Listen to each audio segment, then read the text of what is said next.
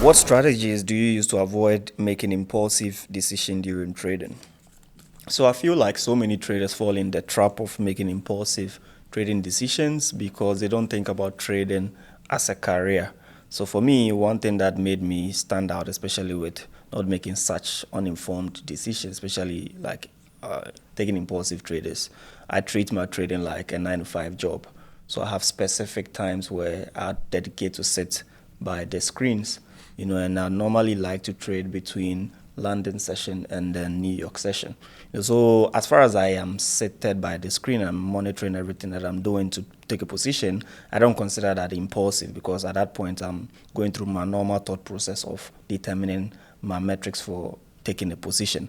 But it will be impulsive if I know that, let's say I'm supposed to be trading between the hours of 4 a.m. to, let's say, 12 p.m. And then suddenly I come back by my screen and then, let's say 3 p.m. I suddenly see something new. I'm like, wow, this looks like something juicy. Let me just take it. Then I'm acting impulsive. So I try to stick to a specific schedule, just like any other employee would be asked to, work from, let's say, 8 to 5. If you choose to work from, let's say, 6, 7, or 8, then it's really up to you. If there should be any, let's say, a sudden unforeseen circumstance or an accident in the workspace, then you put your own self to jeopardy because you chose to work overtime. In that logic, in trading too, then you're supposed to like trade from, let's say, 4 to 12.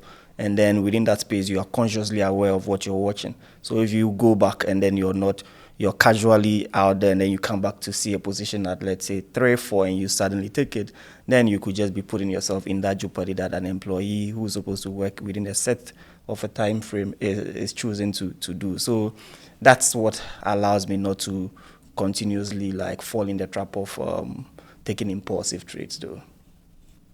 Well, in hindsight, what you're basically saying is you're treating your trading as a business. Yes, basically. That's nice. How do you guys do it though? For me, To not fall in impulsive, sudden. for me is simple. To avoid getting into impulsive trades is following a trading plan. Because if you don't plan, you're bound to fail. The way they normally say, if you fail to plan, you plan to fail. So would you say like trading plan is like the broader aspect of preventing that errors in trading? Yeah, it's like my 10 commandment tablet. So I have to follow each rule, and that's like a compass. It guides me into getting into trade. So I'm doing my analysis. I'm choosing what assets to trade before the market opens. In your case, you said London session, where you have a lot of movement. So I have to choose before the market opens. And once I choose 3 or 5, that's all I'm focusing on. If they meet my thresholds and I follow strictly my trading plan, then I get in and I take the shot. Which assets you mostly use for London sessions? Which assets? Oh, so I normally would trade the pound pairs, the pound crosses. Mm-hmm. Yeah, for London session. Pound If I'm USD? if I'm day trading, I would specifically stick to predominantly watching the pound pairs. But within that same hours, I'm still like looking at my swing trading setups, which would take like a day or two to materialize. But for day trading purpose, I stick to pound USD, pound CAD, pound JPY, and then Euro GBP, just because they move very fast and I can easily make like 50, 70 pips before the day or the morning ends. Yeah. I think if you use the London session, you don't use with USD.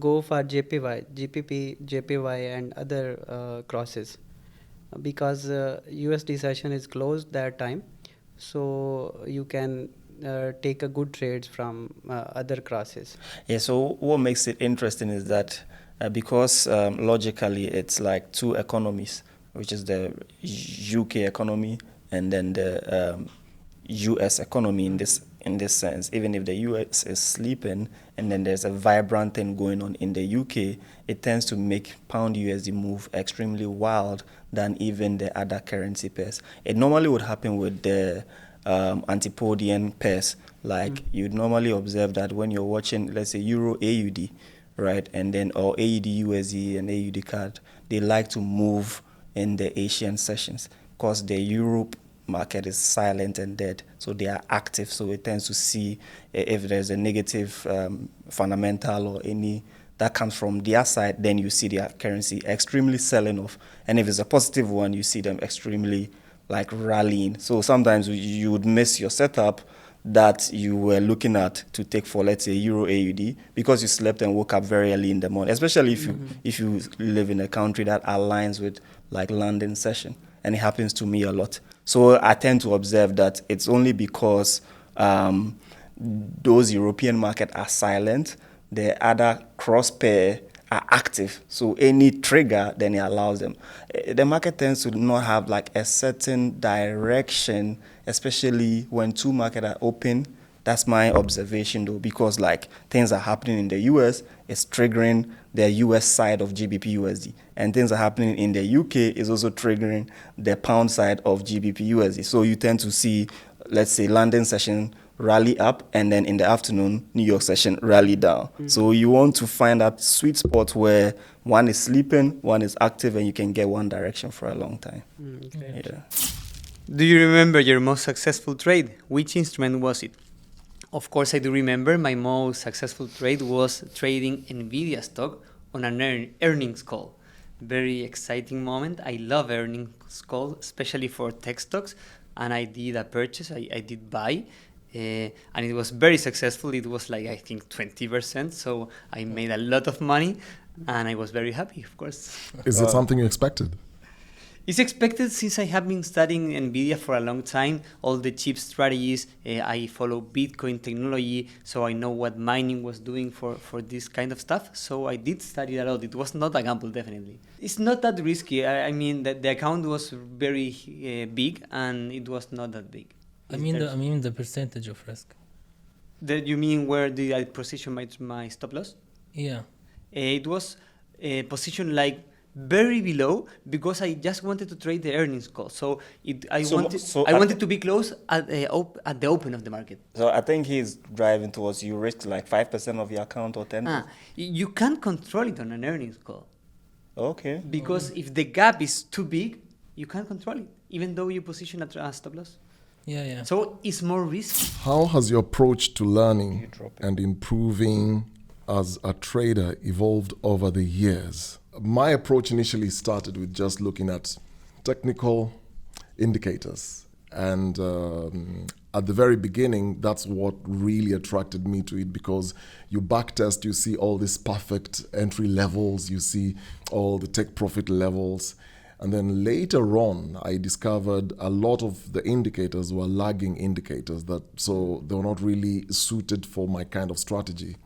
So I then later decided to mix the technical analysis and looking at fundamental analysis, because my background is news. So fundamental analysis is really like my cup of coffee. So I incorporated fundamental analysis and, of course, looking at sentiment, the court report, for example. Combining those three is like the proverbial story of the three-legged stool. So the three have to balance in order for me to get into the trade. And I always say, my trade has to tell a story. So if I am buying a currency pair, I have to tell a story about why I'm buying it.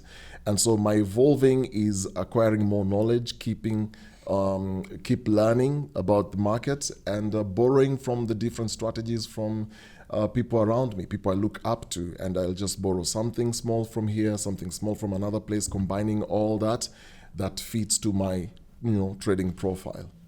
So which is your best indicator to take a new trade? Your most favorite indicator for trade? Well, there are a couple of them. I will say at the moment I look at, volume. I'm really, really keen on volume, because once you have volume, then it can give me an idea of momentum, because there are times when you're trading something that has no volume, so you don't have a lot of buyers or sellers or participants in that particular asset class. And so getting in there will eventually just lead me into just bouncing up and down. You're not really having a trend. And so I pretty much look at volume. as one of my favorite indicators. Yes, volume is a most important indicator for trading. Yeah. Oh, so you agree with me? Yes, I What do also. you guys think? Yeah, I love volume. It's like our oxygen in trading. Oh, I like And that. for the process, I think is the ABL strategy I have just made up. Is the always be learning strategy. Can I borrow that? Of course. ABL. All right, great. How has your trading strategy evolved over the years, and what lessons did you learn from these changes? I think it changes by applying, testing many things. Like I'm testing some indicators I find working of them, and some others not working.